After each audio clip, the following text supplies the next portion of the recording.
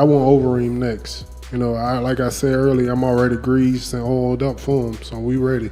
He's calling out Alistair Overeem. He says he has some personal beef with Alistair Overeem. So that'd be a good fight for Derrick. If I'm Overeem after just getting knocked out Volkov, I would avoid that fight with Derrick Lewis like the plague. No disrespect to Overeem. I love Overeem. I'm a huge fan and I love everything he's done. It's just not a smart fight.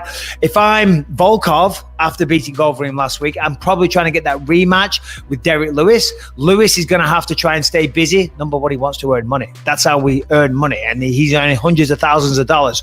So take another fight Volkov in the meantime. Let the heavyweight division clean itself out, you know, and then if he beats Volkov, maybe he gets a title fight down the line.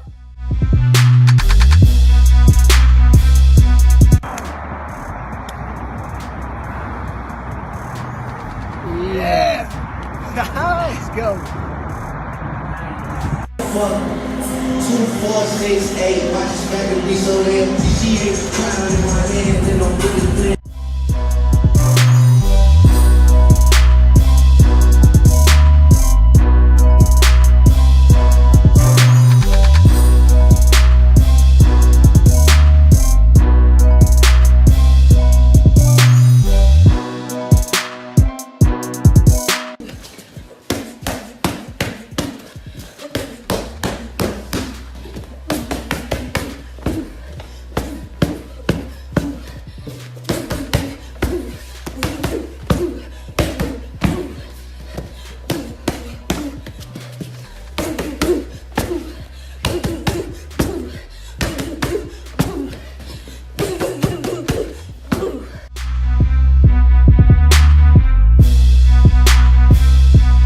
Somebody said I'm back. Yeah, I'm back. I really never left. And the good thing about God never left me. Like, I went through some shit, man. Long divorce, long fucking separation, living with my mom for a long time. You know, a lot of bullshit in my life. You know, a lot of it was me. I can't blame everybody else. Oh, I'm toxic. Like, no, I was toxic. I was fucking toxic, and I was living a life that wasn't me. I was out here in that Hollywood shit, and I caught up. I lost myself for a bit. But I'm back.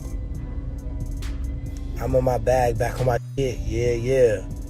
They thought it wouldn't last, thought it would quit. Yeah. Everybody wants you to quit because it's so easy.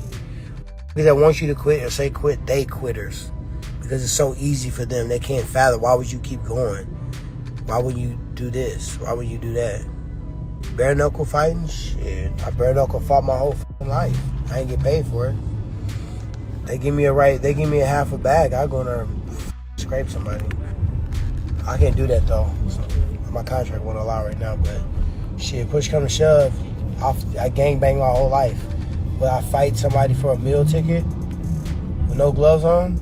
Yeah, fuck it. If I get out this car right now and somebody see my watch and they want it from me, what you think I'm gonna do? I'm a bare knuckle box the shit out of them and try to get them out of here. So, yeah.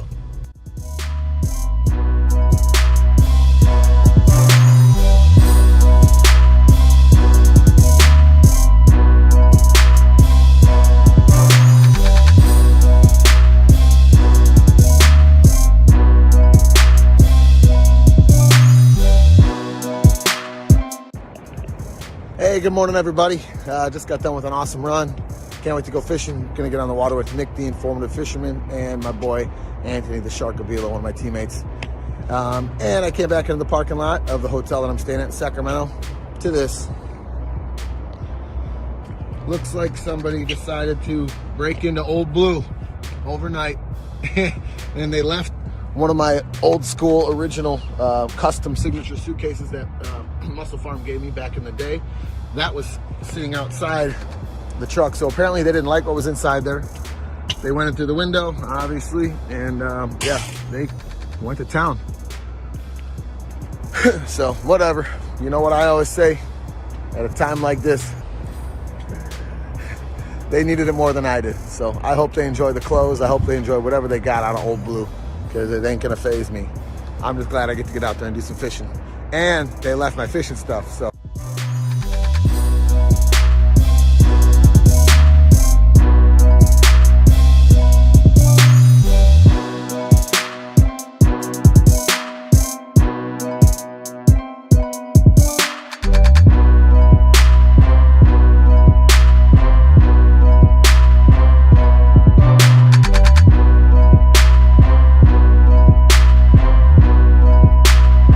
two-part question. Number one, do you have a hit list? I obviously stated the fighters that kind of want to fight you. Do you have certain fighters that you just want to fight before your career is over?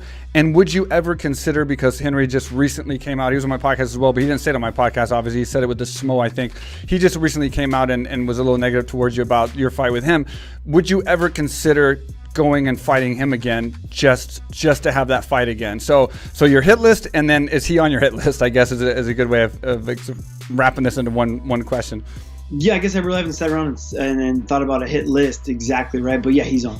Yeah, just you saying his name is like, oh god, you know, like he did a good job. The King of Cringe did a good job of being cringy. Yeah. You know, it's like one of those fights that like I was so much better going into that fight. Don't take anything away from him. I think he's an amazing athlete for winning Olympic gold medal.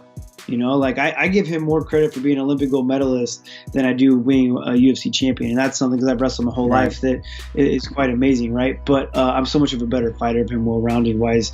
And the way that his career worked out and the way he stepped away from it was just like, he just got so lucky, man. So that's a fight that I want back, because I don't think he's as good as he thinks he is. So that's for sure on my hit list. First and foremost, I mean, hit list for me is just getting my belt back. So whatever path I have to take to get there, if it is fighting all the guys in the top 5 first, if it's going straight to the belt, and then making sure I defend it and have a statement. You know, Corey Sandhagen's a guy that I have a lot of respect for, because I train with him and he's like a good dude. He's like a really good guy. But obviously it doesn't matter because he's out there wanting to run his mouth. So I will have to go out there and beat him. But he's a guy that I like, you know. But that's a fight I would like. Jose Aldo was a fight that called me out right away when it was getting closer towards the end of me coming out, that instantly sparked my interest, because it's Jose Aldo. Yeah, of course. You know, I don't want to fight him because of a grudge. I want to fight him because it's Jose Aldo. Yep. And I watched him, you know, beat up on my teammates. And at the time when I was coming up and getting my belt and I beat Barao, he was the greatest of all time, and I wanted to fight him, you know. So that would always be a very interesting fight. I mean, man, the weight class is pretty exciting, you know, so I have like endless fights to really kind of take. But first and foremost, it's whatever fight I got to do to get the belt back. Right. And then hopefully we can talk Cejudo and coming out of retirement. Yeah, I think it'd be easy to do. Maybe. He can't sit around forever with his pillows. He's got a pillow full of fighters, but he's not fighting them and he's not making money by having them. So I have this feeling he's going to get bored after a while and definitely have to come back and fight.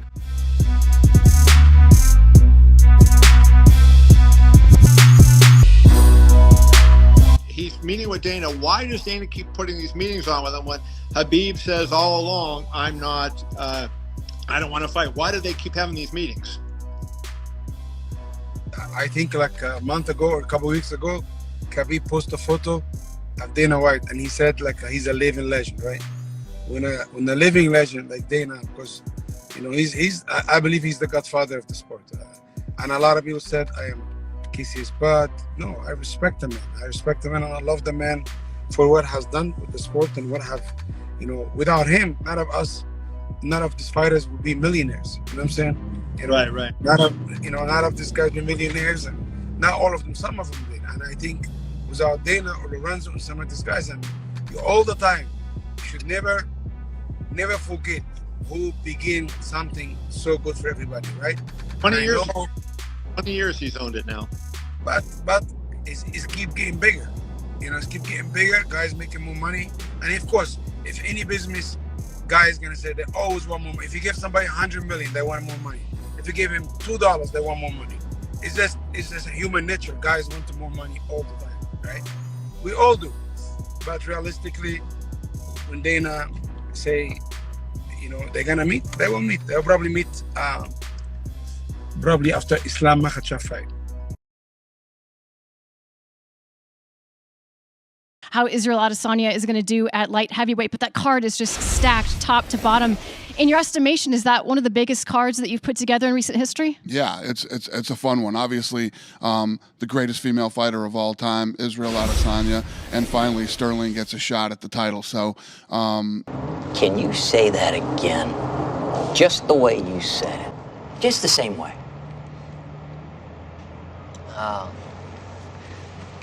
I don't know what you're talking about. Oh, come on, you know what I'm talking about. The greatest female fighter of all time, Israel Adesanya.